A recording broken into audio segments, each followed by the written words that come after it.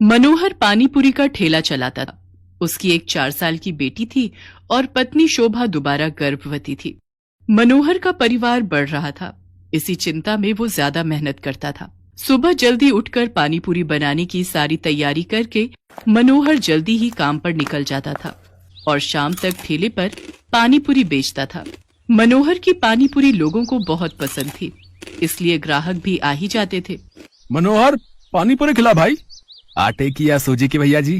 दोनों तरह की खिला दे। है भाई, तेरी पानीपुरी खाने में इतनी स्वादिष्ट होती है कि मजा आ जाता है भाई। हाँ मनोहर भैया, 40 रुपए की पानीपुरी पैक कर देना, पानी थोड़ा ज्यादा कर देना। अभी कर देता हूँ। आने जाने वाले लोगों की नजर मनोहर के ठेले पर पड़ी जाती थी और पानीपुरी तो एक ऐसी चीज है जिसे देखकर मुंह में पानी आ ही जाता है। इसलिए लोग उसके ठेले पर रुककर पानीपुरी खाते और आगे बढ़ते। पर कुछ दिनों से मनोहर के ठेले पर भीड़ आनी कम हो गई थी, क्योंकि मानसून आ गया था और रोजाना ही तेज बारिश आ जाती थी। इसलिए लोग सड़क पर कम रुकते थे। बिक्री पर असर होने से मनोहर की रोजी रोटी पर भी असर पड़ा था। ये लो, रोटी खा लो। शुभा, क्या बात है? चिंता में दिखाई दे रही हो। पूजा कहाँ है? दिखाई नहीं दे रही। वो पड़ोस वाली माला के घर खेलने गई है। वो शरद बाबू आए थे, मकान का किराया मांग रहे थे। बोल रहे थे 15 दिन ऊपर हो गए हैं, उन्हें अगले हफ्ते तक किराया चाहिए, नहीं तो हमें ये घर खाली करना पड़ेगा। उन्हें हमसे ज्यादा किराया देने वाले किराएदार मिल रहे हैं। अरे तू चिंता मत कर। इस हालत में तू चिंता करेगी तो बच्चे पर भी असर पड़ेगा। मैं शरद जी को कल बोल दूंगा, वो मुझे कुछ दिन की मोहलत और दे देंगे। मनोहर शोभा को तसल्ली दे देता है, पर वो खुद ही बहुत परेशान था, क्योंकि उसी शाम जब वो काम से लौट रहा था तो लोगों में बारिश और तूफान को लेकर चर्चा बनी हुई थी। अरे मनोहर, तुमने सुना क्या? मौसम विभाग का कहना है कि अगले 4 दिनों तक भीषण तूफान और बारिश के संकेत हैं भैया। सड़कों पर पानी भरा रहेगा, इसलिए हम सब ने तो सोचा है कि कुछ दिन घर से ही ना निकले। तुम ठीक कह रहे हो भैया, 2-4 दिन अब घर पर ही आएंगे। वैसे भी मेरी अच्छी खासी बिक्री हो जाती है, पर डर भी तो है बारिश में अगर बाढ़ आ गई तो, सड़कों पे पानी भर गया तो, है घर नहीं लौट पाए तो। मैं तो सोचकर ही घबरा रहा हूँ भैया। चलो भाई चलो, समय से घर चलते हैं भैया। मनोहर उस शाम को हुई इस बात के बारे में सोच सोच कर करवट बदल रहा था। उसे समझ नहीं आ रहा था कि वो अगले दिन जाए या नहीं, पर उसे मकान का किराया भी चुकाना था। इसलिए वो मकान मालिक शरद से बात करने जाता है। शरद जी, मैं अगले महीने तक आपको किराया दे दूंगा। अभी बारिशों का सीजन है तो काम बिल्कुल भी नहीं है। देख मनोहर, मैंने घर किराए पर देने से पहले ही ये शर्त रखी थी कि मुझे किराया समय पर चाहिए, पर तू हर बार ही किराया लेट कर देता है। अब मैं और देर नहीं कर सकता। तू अगले 2 दिन तक मेरा किराया दे दे, वरना घर खाली कर दे। मेरे पास इतना टाइम नहीं है कि तेरे से बात करूं, मुझे काम से जाना है। मनोहर चिंता में घुला घर लौट आता है। उसके पास कोई और चारा नहीं था, इसलिए वो अगले दिन फिर से पानीपुरी का ठेला लेकर काम पर जाने लगता है। पड़ोस की सुनीता भाभी कह रही थी कि अगले 2 दिनों तक बहुत बारिश होने वाली है, आप 2-3 दिन काम पर ना जाओ तो अच्छा है। शोभा, मैंने शरद जी से बात की थी, वो नहीं मान रहे हैं। उन्हें अगले 2 दिन में किराया चाहिए, इसलिए मुझे पानीपुरी का ठेला लगाने जाना ही होगा। मनोहर घर से निकल पड़ता है। वो ठेला लेकर जब अपनी जगह पर पहुंचा तो उसने देखा आज बहुत कम ठेले वाले खड़े थे। उसे पता था कि सबने पहले ही मना कर दिया था, इसलिए सब 2-3 दिन घर पर ही रहेंगे। मनोहर अभी अपना ठेला तैयार कर ही रहा था कि अचानक तेज बारिश शुरू हो गई और बारिश लगातार तेज होती जा रही थी। मनोहर का पूरा ठेला बारिश के पानी से भीग चुका था। उसका बहुत नुकसान हो गया था। हे भगवान, कितना नुकसान हो गया। सोचा था आज थोड़ी कमाई हो जाएगी तो किराए के थोड़े पैसे देकर शरद जी को संभाल लूंगा, पर अब क्या करूं? आज तो एक पाई की भी कमाई नहीं हुई। अब तो वापस घर जाने के सिवा कोई रास्ता नहीं। घर ही चला जाता हूँ। बारिश का पानी सड़कों पर भर रहा है, अगर कुछ देर और रुका तो यहीं फंस जाऊंगा। मनोहर अपने ठेले को अभी लेकर जा ही रहा था कि अचानक से एक गाड़ी तेजी से आती है और सड़क पर फिसलती हुई एक पेड़ से टकरा जाती है। अचानक हुए ऐसे हादसे से मनोहर दंग रह जाता है। वो देखता है कि गाड़ी एक महिला चला रही थी और बराबर में उसके एक छोटी बच्ची बैठी हुई थी। महिला की ज्यादा चोट आई थी और वो बेहोश हो गई थी। बच्ची को खरोंचे आई थी और वो दर्द से रो रही थी। मनोहर उनके पास जाता है और रोती हुई बच्ची को गोद में उठा लेता है। लोग उसका साथ देने से मना कर देते हैं। हे भगवान, न जाने ये कौन है। चुप हो जा बेटिया, इसके तो हाथ पर चोट आई है। अगर इन्हें कुछ ही देर में अस्पताल नहीं ले गया तो अनर्थ हो जाएगा। ए भैया, जरा ऑटो रोको। ए भैया, आओ भैया, जरा गाड़ी रोको। कोई रोक ही नहीं रहा, कोई भी मदद करने को तैयार नहीं हो रहा है। मैं इन दोनों को इस हालत में यहाँ मरने के लिए नहीं छोड़ सकता। मेरी आत्मा इसके लिए कभी हाँ नहीं कहेगी। अब मैं क्या करूं? अब तो एक ही रास्ता बचा है।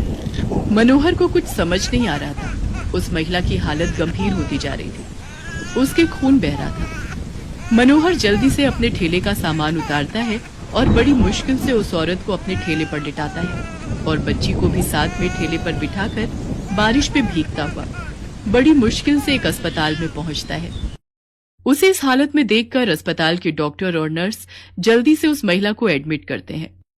मनोहर उस रोती हुई बच्ची को संभाल रहा था। बच्ची के हाथ में चोट थी। मनोहर ने अपने मोबाइल से अपनी पत्नी शोभा को भी फोन कर दिया था ताकि वो परेशान न हो। कुछ घंटों बाद महिला को होश आता है। वो अपने पति को फोन मिलाती है। कुछ देर बाद उसका पति हॉस्पिटल पहुंचता है और अपनी पत्नी और बच्चे की हालत देखकर घबरा जाता है। डॉक्टर, सुषमा कैसी है? ये सब क्या हो गया? सुषमा, मुझे तो लगा था तुम अपनी मम्मी के घर पहुंच चुकी होगी। रोहित, मैं घर से निकली थी तो बारिश नहीं थी। मैंने सोचा आराम से पहुंच जाऊंगी, पर अचानक पता नहीं क्या हुआ, मैं गाड़ी संभाल नहीं पाई। कीचड़ में वो फिसलती चली गई और उसके बाद तो मुझे होश ही नहीं था। रोहित, ये भैया बहुत अच्छे हैं। आज इन्होंने ही मेरी और स्वाति की जान बचाई है। आपकी वाइफ ठीक कह रही हैं। आज की दुनिया में ऐसी मदद कोई नहीं करता। हमने अपनी आंखों से देखा था। ये भैया बारिश में अपने ठेले पर आपकी पत्नी और बच्ची को हॉस्पिटल लेकर आए थे। मैं आपका एहसान किस तरह से चुकाऊंगा? आपने जो मेरे लिए किया है, उस एहसान के बदले में आपके लिए कुछ भी कर सकूं तो मेरे लिए बहुत बड़ी बात होगी। बाबूजी, ये तो मेरा धर्म है। अगर मुसीबत में पड़े लोगों की जिसने सहायता नहीं की तो वो इंसान ही क्या। रोहित को पता चलता है कि मनोहर पानीपुरी का ठेला चलाता है। वो देखता है कि मनोहर बहुत गरीब और मजबूर है, जो अकेले ही बड़ी मुश्किल से अपना परिवार चला रहा है। मनोहर भैया, अब आपको चिंता करने की कोई जरूरत नहीं है। आपका मकान का किराया भी भर जाएगा और आपके परिवार की परेशानियां भी दूर हो जाएंगी। आपकी अपनी पानीपुरी और चाट की दुकान होगी, जिसको खुलवाना मेरी जिम्मेदारी है। रोहित की बातें सुनकर मनोहर के चेहरे पर खुशी झलक आती है। कुछ ही दिनों में रोहित मनोहर को पानीपुरी और चाट की एक बड़ी और अच्छी दुकान खुलवा देता है। मनोहर को उसकी अच्छाई का फल मिल जाता है और उसकी सारी परेशानियां दूर हो जाती हैं। विद्यापुर नामक गांव में बलदेव नाम का एक व्यक्ति चना चाट मसाले का ठेला लगाता था। उसके ठेले का चना चाट मसाला बहुत मशहूर था। बलदेव के पास ग्राहकों की भीड़ लगी रहती थी। दूर दूर से लोग उसके ठेले पर चना चाट मसाला खाने आते थे। इसकी सबसे बड़ी वजह थी चना चाट मसाला में उपयोग होने वाला चाट मसाला। बलदेव, तुम्हारे चना चाट मसाले में डले चाट मसाले का जो स्वाद है ना, बस पूछो मत, लाजवाब है भाई। एक बार खाओ और उंगलियां चाटते रह जाओ। बिल्कुल भाई बलदेव, तुम्हारे चना चाट मसाले में कुछ अलग ही स्वाद आता है। इसकी क्या वजह है, जरा हमें भी तो बताओ। ये चना चाट मसाले का चाट मसाला मेरे दादा परदादा के जमाने से चला आ रहा है। उन्हीं से मैंने ये बनाना सीखा था। हमारे चना चाट मसाले का मसाला एक अलग किस्म का है, जो हर कोई नहीं बना सकता। पर जो भी है भैया, ये चना चाट मसाला खाकर मुंह का स्वाद चटपटा हो जाता है। और तुमने रेट भी ठीक रखे हुए। 10 रुपए प्लेट में इतना बढ़िया चना चाट मसाला खाने को मिलता है, वरना आजकल इस महंगाई में इतना महंगा देते हैं और खाने की चीज का स्वाद बिल्कुल बेकार होता है। मैंने अपने पूर्वजों से यही सीखा है, बढ़िया बना खिलाओ, भले ही सस्ते में खिलाओ। लोग पीठ पीछे तुम्हारी तारीफ करें, कुछ ऐसा कर दिखाओ। लोग बलदेव की बात को सुनकर बहुत खुश होते हैं, और हो भी क्यों ना।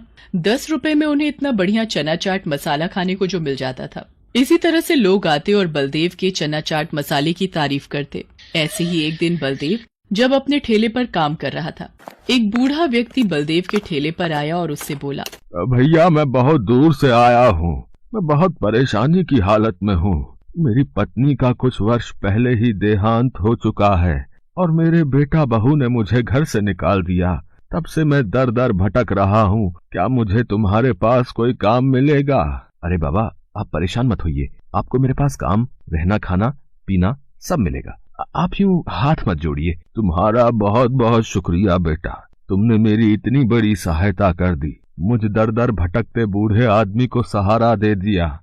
उस दिन से वो बूढ़ा व्यक्ति बलदेव के पास ही रहने लगा। बलदेव चना चाट मसाले का मसाला बनाते वक्त अपना दरवाजा बंद रखता था, ताकि कोई उसे मसाला बनाते वक्त देख न पाए। पर बूढ़ा व्यक्ति चोरी से बलदेव को चाट मसाला बनाते हुए देख लेता था। बूढ़े व्यक्ति को बलदेव के पास रहते हुए 1 महीना भी हो चुका था। एक दिन, बलदेव, अब मुझे तुम्हारे पास नहीं रहना, मैं यहाँ से जा रहा हूँ। क्या हुआ बाबा, आप यहाँ से क्यों जाना चाहते हो? क्या आपको यहाँ पर कोई परेशानी है? मैं तो तेरे पास चालाकी से आया था। मैं तो तेरी चना चाट मसाले में इस्तेमाल होने वाली मसाले की विधि जानना चाहता था और वो मुझे पता चल गई है। अब मेरा यहाँ कोई काम नहीं है, मेरा काम हो चुका है। वास्तव में वो एक जवान लड़का था जिसने बूढ़े व्यक्ति का भेष बना रखा था। तुम बूढ़े नहीं हो, तुम कौन हो? मेरा नाम रोशन है। मैं तो तुम्हारे पास चालाकी से आया था। अब मैं तुम्हारे ठेले के सामने ही अपने बनाए चना चाट मसाले का ठेला लगाऊंगा और देखना, कुछ ही दिनों में मैं तुम्हारा ठेला बंद करवा दूंगा। ठीक वैसा ही हुआ जैसा रोशन ने बोला था। अगले दिन ही रोशन ने बलदेव के ठेले के सामने अपना चना चाट मसाले का ठेला खोल लिया। उसने प्लेट के दाम 5 रुपए रखे थे। अब 10 रुपए की जगह जब 5 रुपए में वही चीज खाने को मिल रही हो तो ग्राहक तो वहीं जाएंगे। भैया जरा चना चाट मसाले की 1 प्लेट देना। ये लो भैया, अभी बना कर देता हूँ। तुमने दाम तो बहुत सस्ते रखे हैं, 5 रुपए। सामने बलदेव के ठेले पर तो 10 रुपए में मिलता है। अरे आप मेरे ठेले पर एक बार खाओगे तो सामने बलदेव के ठेले का चना चाट मसाला भूल जाओगे। ये लो, आप दोनों की प्लेट तैयार है। छी छी, फु, फु, फु, फु। इतना बुरा चना चाट मसाला मैंने आज तक नहीं खाया, बिल्कुल बेस्वादी। इतना घटिया चना चाट मसाला तो मैंने भी नहीं खाया। कितना बेकार बनाया है, मुझे तो गुस्सा आ रहा है। चलो भाइयों, इसका तो ठेला ही तोड़ देते हैं। इससे अच्छा तो सामने बलदेव का ठेला है, कम से कम 10 रुपए लेकर बढ़िया चीज तो खिलाता है। हाँ हाँ, इसका ठेला ही तोड़ दो। हाँ, तुम सोच रहे होगे ना रोशन, आखिर तुम्हारे चना चाट मसाले में वैसा स्वाद क्यों नहीं आया जैसा मेरे चना चाट मसाले में आता है? वो इसलिए क्योंकि मैंने तुम्हें एक दिन चोरी से मुझे चना चाट मसाला बनाते हुए देख लिया था। मैं उसी दिन समझ गया था कि तुम किसी फिराक से आए हो, इसलिए मैंने गलत सामग्री डालकर तुम्हें असली विधि दिखाने का नाटक किया। ये चना चाट मसाला सामग्री की विधि मेरे पूर्वजों की धरोहर है। इतनी आसानी से ये किसी बेईमान के हाथ नहीं लगेगी। इससे पहले कि ये गांव वाले गुस्से में पीट पीट कर तुम जैसे बेईमान आदमी का बुरा हाल कर दें, तुम यहाँ से चले जाओ। रोशन की सच्चाई जानकर गांव वाले गुस्से में आ चुके थे। रोशन को पता था कि अगर वो 2 पल भी वहाँ रुका तो उसकी खैर नहीं। वो मुंह नीचे करके चुपचाप वहाँ से चला जाता है।